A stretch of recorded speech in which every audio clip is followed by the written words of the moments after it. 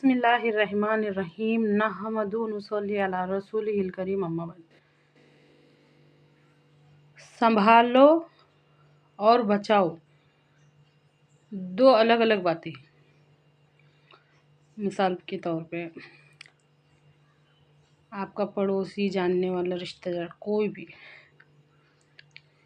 ज़रा 1 घंटे तक हम किसी ज़रूरी काम से जा रहे, ये मेरा बच्चा, इसको संभालो, ये एक अलग बात है। और बच्चा खतरे में, उसको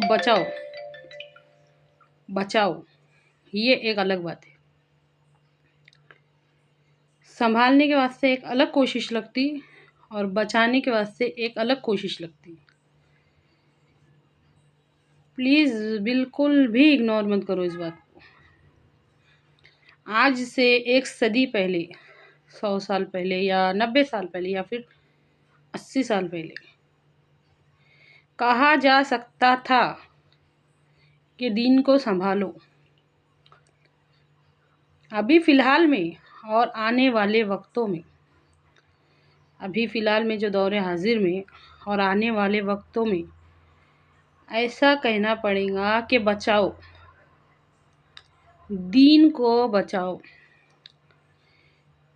प्लीज़ प्लीज़ प्लीज़ इन बातों को इग्नोर मत करो, ये बहुत बड़ी बड़ी बातें। और ख़तरा किससे है? गौर से सुनिए मेरी इस बात को। खतरा किससे?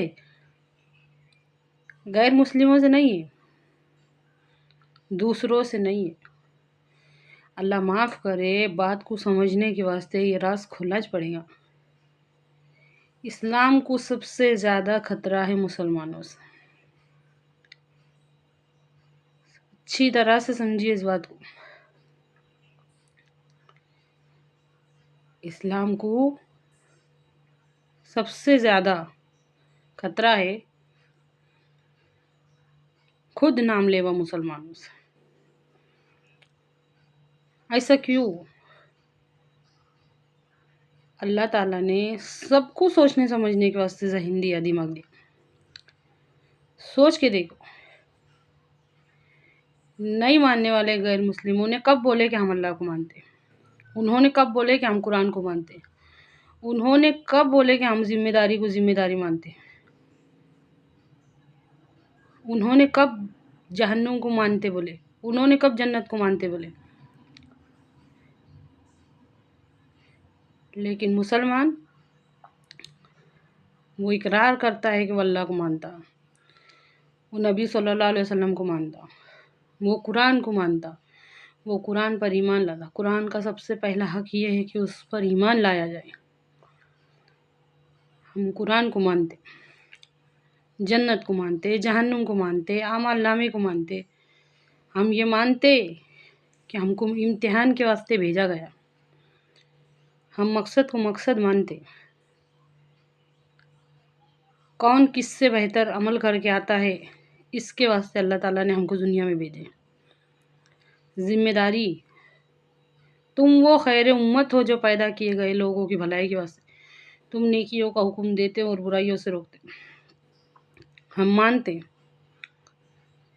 लेकिन जब मान के भी नहीं मानने वाले ग्रुप में और कौम में शामिल हुए ना, अल्लाह माफ़ करे, तो हमारा दिन किसी सस्पेंड के जैसा छुप गया।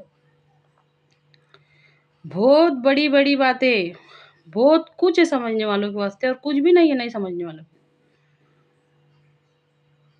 तो सोच के देखो, मामलात में ख़राबी, माशरात में ख़राबी, अखलाक में ख़राबी, हर खुली नाफरमानी खुलेआम हो रही है। अल्लाह की नाफरमानी खुलेआम कर रहे, और नाम क्या? मुसलमानों वाले। ये अल्लाह समझने की तौफीक अता कर।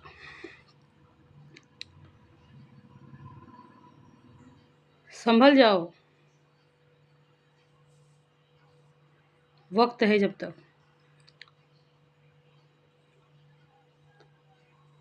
संभल जाओ, बहुत बड़ी बात है ये। संभालो में और बचाओ में फ़र्क रहता। आज हमको बचाना भी है, संभालना भी है, सब कुछ करना है इंशाअल्लाह। कहो इंशाअल्लाह। इसके वास्ते क्या करना पड़ेगा? गौर फिक्र, अमल से ज़िंदगी बनती है। दीन फैलाने के वास्ते ज़्यादा से ज़्यादा जद्दोजहद, खुद को बदलने की, घर वालों को बदलने की, कौम को बदलने की, और अपने आप को ये समझने के वास्ते तैयार हो जाओ कि हम सिर्फ खुद के वास्ते नहीं बने, हम कौम के वास्ते बने ने। मैं हर भलाई की तकमील के लिए भेजा गया हूँ, हमारे नबी सल्लल्लाहु अलैहि वसल्लम का इरशाद है। हर भलाई की तकमील के लिए उम्मत को,